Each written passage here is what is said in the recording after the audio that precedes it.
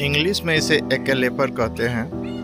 हम लोग अपनी इंडियन भाषा में इसको फॉक्सटेल कहते हैं। फॉक्सटेल इसलिए कहते हैं क्योंकि इसकी जो फूल हो या जो ये फूल जैसा निकलता है, यह फॉक्स के टेल के जैसा होता है, इसीलिए इसको फॉक्सटेल कहते हैं। आपको नर्सरी में भी ये फॉक्सटेल के नाम से मिल जाएगा पौधा, और आप अगर जो गूगल पर भी आप सर्च कीजिएगा फॉक्सटेल प्लांट तो ये आपको मिल जाएगा। ये बिल्कुल ही नॉन मेंटेनेंस प्लांट है। आप इसको गमले में भी लगा सकते हैं, और ज़मीन में तो खैर ये बहुत आसानी से लग भी जाता है।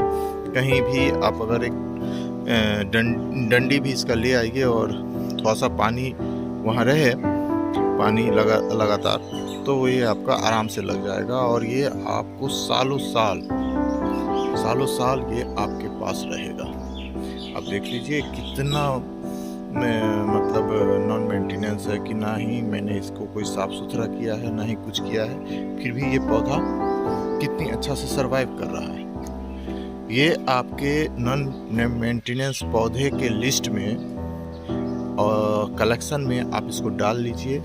ये पौधा आपको सालों साल रहेगा। मेरे पास कितने दिनों से है ये पता नहीं, मेरे नानी घर में ये लगा था, वहाँ से मैं लाया था, और बचपन में ही लाया था।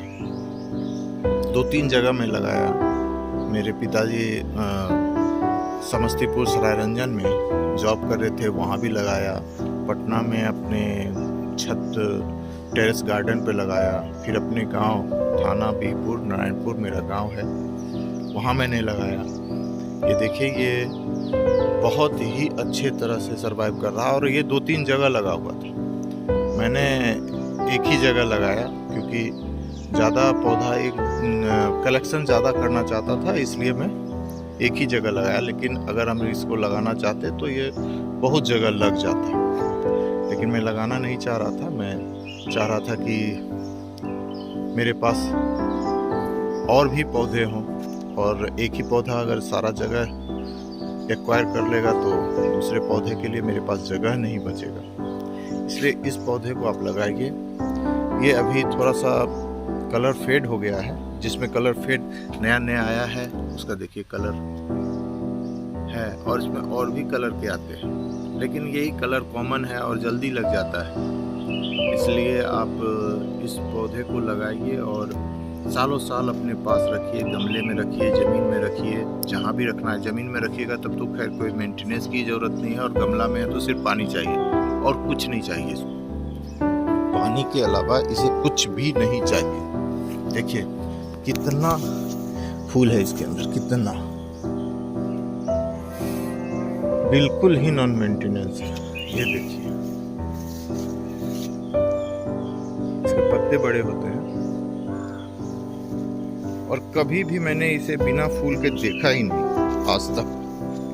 देखिए ये इतना भारी हो गया है कि ये गिर जाता है, इतने, समझिए ये कितना फूल है।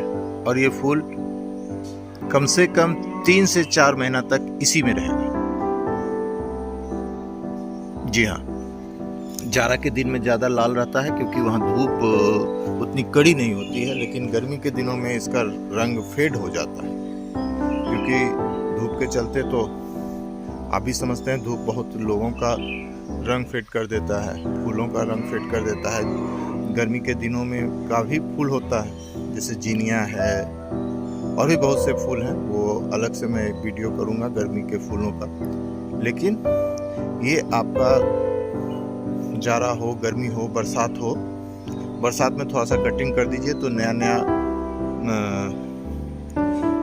डंडियाँ निकलेगी और नए उसमें फूल लगेंगे तो और लाल होगा।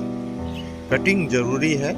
ऐसे इस पौधे के लिए तो कटिंग बहुत ज़रूरी है, नहीं तो ये बहुत ही फैल जाएगा और इसके फूल जो हैं सो नए नहीं निकलेंगे तो फेड होता रहेगा। इसलिए आप कटिंग कीजिए बरसात के समय में, हो सके तो अगस्त में कर दीजिए। अगस्त में कर दीजिएगा तो अगस्त, सितंबर, अक्टूबर, नवंबर, मतलब जो आपका जाड़ा आते आते इसमें नए नए फूल और नए नए टहनियाँ और नए नए पत्ते आने लगेंगे। गर्मी के दिनों में इसका कटिंग ना करें, सूखेगा नहीं लेकिन फिर ये फैलेगा भी बहुत कम। गर्मी के दिनों में गमले में तो बिल्कुल ही ना कटिंग करें, और आप अगर गमले में इसको लगाते हैं तो आपको रिपोर्टिंग करना पड़ेगा। रिपोर्टिंग का मतलब हुआ कि आपको साल में एक बार बरसात के समय में निकालना पड़ेगा और इसके पूरे जड़ को साफ करके आराम से लगा दीजिए, लग जाएगा। जड़ का कटिंग कर दीजिए, एक्स्ट्रा जड़ को, मेन जड़ को छोड़ दीजिए और उसको लगा दीजिए बरसात के दिनों में। मैं गारंटी देता हूँ कि आप रिपोर्टिंग इस पौधे को करते हैं कोई हानि नहीं होगी, आराम से लगेगा।